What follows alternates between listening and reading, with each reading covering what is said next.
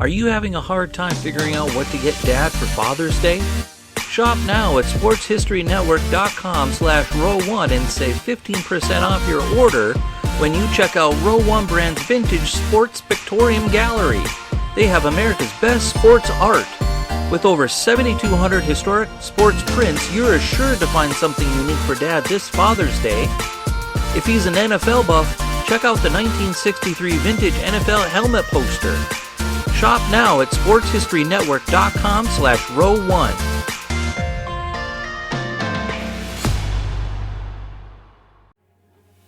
This podcast is part of the Sports History Network, your headquarters for the yesteryear of your favorite sport. You can learn more at sportshistorynetwork.com.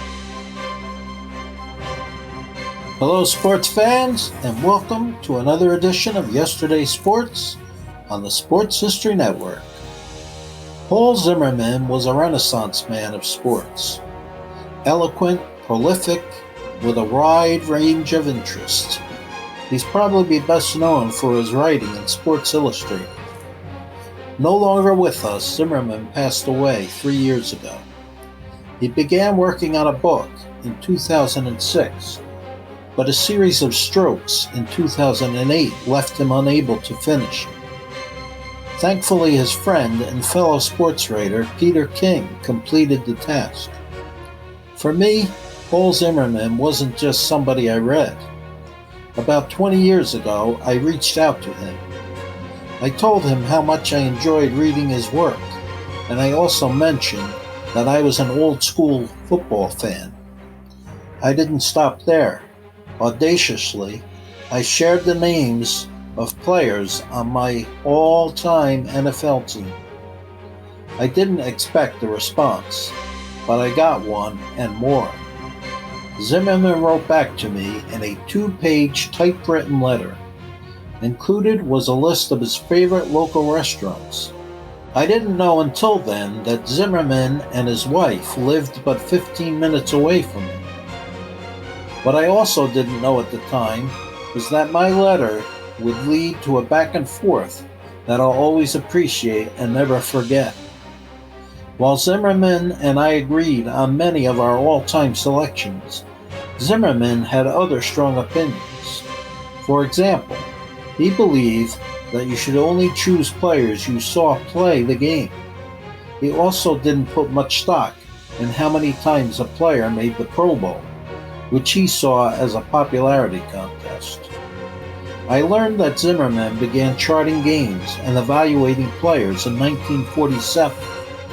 His approach was very much like an avid baseball fan who keeps a scorecard of every game he or she watches. But Zimmerman was more than a fan.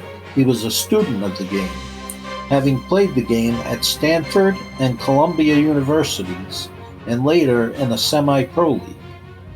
Zimmerman put making an all-time list this way. Picking an all-time team is fun for some people.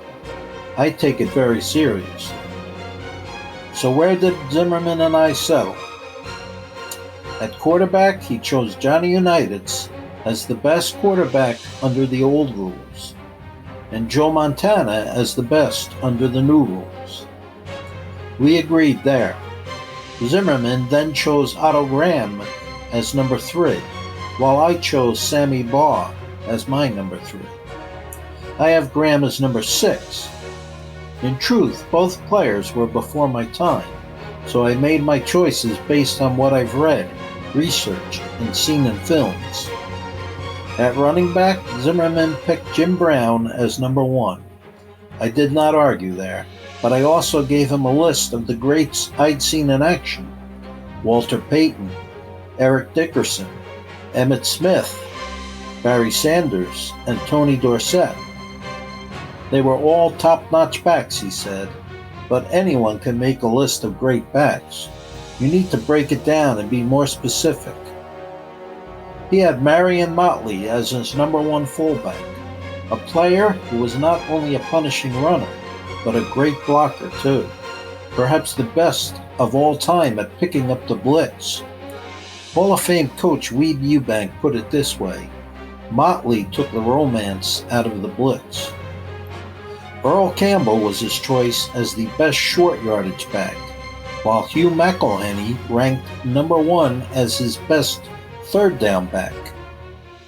At wide receiver, we both agreed that Jerry Rice is the best receiver in the last 50 years. But what made him the best? Well, there's his work ethic in training and during practice, and Rice excelled at yards after catch. Zimmerman added more based on an interview he had conducted with Rice. Rice gave credit to quarterbacks Joe Montana and Steve Young. He told Zimmerman, "I gained so many yards after the catch because I never had to break stride when catching the ball. Steve wasn't far behind Joe, but I can't ever remember a time when Joe didn't put the ball exactly where it was supposed to be. I never had to reach for the ball, which allowed me to catch the ball on the run. I knew the ball was going to be there. I had so much confidence in both Joe and Steve." Zimmerman concluded that Jerry Rice was the best receiver ever at running a shallow crossing route. From my perspective, even though I never saw him play in his prime, I believe Lance Allworth is one of the greatest receivers to play the game. What did Zimmerman think? Allworth was the best deep threat I have ever seen play. Allworth's coach, Sid Gilman, said Allworth was so confident in his ability to get open that he wanted the ball thrown to him on every play. Raymond Berry retired before I started watching football, but I always ranked him very high on my best wide receivers list. Zimmerman agreed. Berry was the best possession receiver I ever saw play. He seldom dropped a pass, and that's before receivers started wearing gloves. Although he was well before my time, another guy I had high on my list was Don Hutson. And Hutson is the only player on Paul Zimmerman's best ever list that he didn't actually see play the game. "I'd seen plenty of highlight films of him," said Zimmerman, "but that wasn't good enough for me.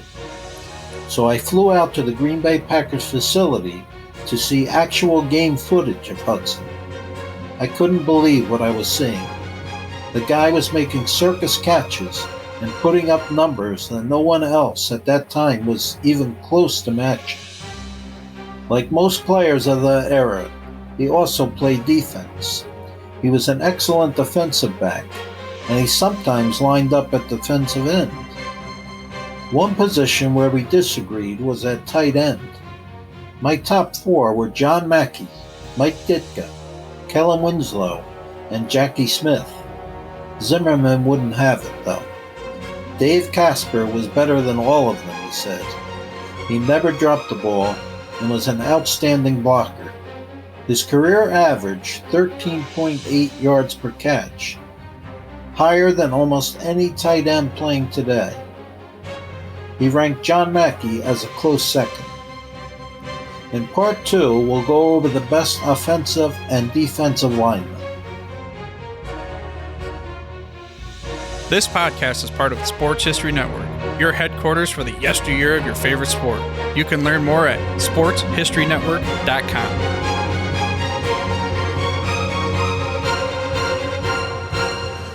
The 2021 Professional Football Researchers Association Convention will be held at the Gold Jacket Lounge at the Pro Football Hall of Fame during the final weekend of June. Convention speakers will celebrate the 100th anniversary of the founding of the NFL. The fee for the convention is $50 for members and $100 for non-members. The fee includes admission to the convention and Pro Football Hall of Fame, meals on Friday evening and Saturday afternoon, and free parking. All convention activities are subject to COVID-19 protocols. For more details, click on the 2021 PFRA convention link at profootballresearchers.org.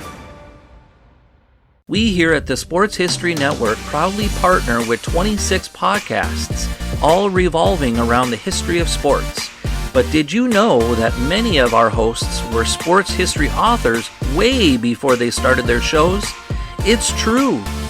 We've got Joe Ziemba, host of When Football Was Football, Joe Zagorski, host of Pro Football in the 1970s, Mark Morthier, host of Yesterday Sports, Tommy Phillips, host of Lombardi Memories, and Scott Adamson, co-host of From the 55-Yard Line.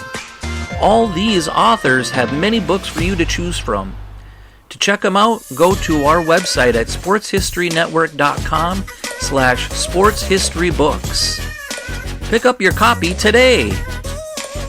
Soundtrack provided by Kevin MacLeod of filmmusic.io.